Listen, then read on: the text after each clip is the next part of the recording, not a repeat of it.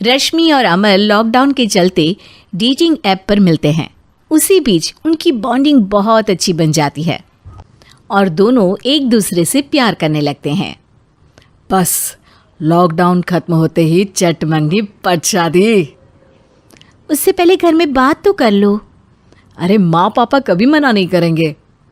अमर की बात सुन रश्मि खुश हो जाती है।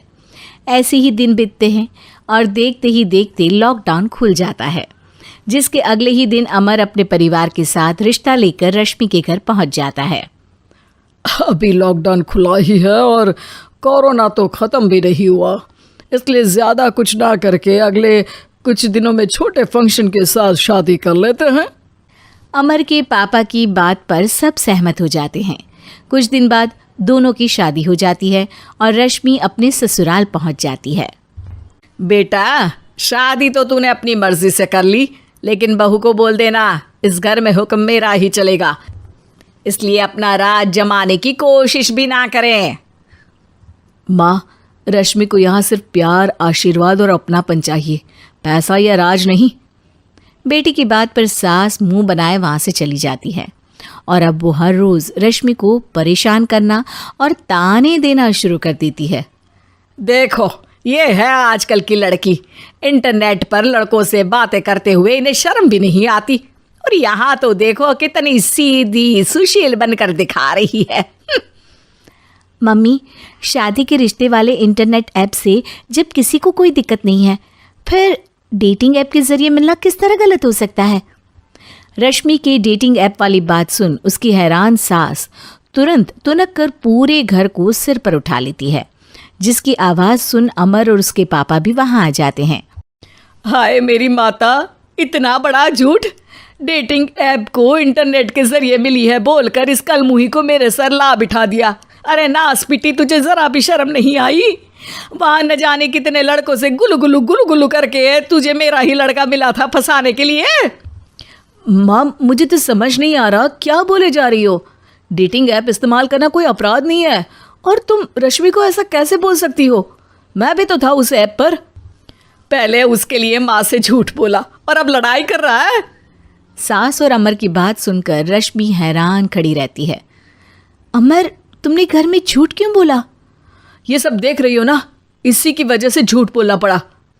एक तरफ अमर और रश्मि की ये बात चल रही होती है, वहीं दूसरी तरफ सास का नॉन स्टॉप क्लेश सबको परेशान कर देता है। सब एकदम चुप, जो हुआ सो हुआ, अब मुझे कुछ ना सुनाई दे।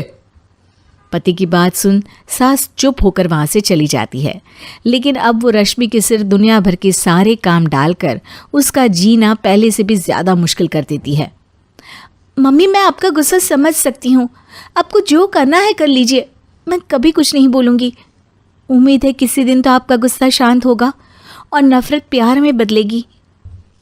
रश्मि की अच्छाई को उसका नाटक समझकर सास गुस्से के 7वें आसमान पर चढ़ जाती है और उसी शाम रश्मि को नीचा दिखाने के लिए अपनी सहेलियों को घर बुलाकर उसकी बुराइयां करने लगती है।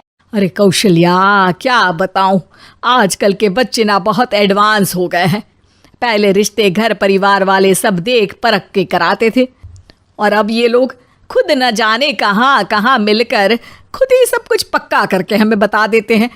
लड़की का कैसा दिन धर्म, कैसा ईमान, कैसा चरित्र कुछ नहीं पता, बस प्यार किया और घर लाकर बिठा देते हैं।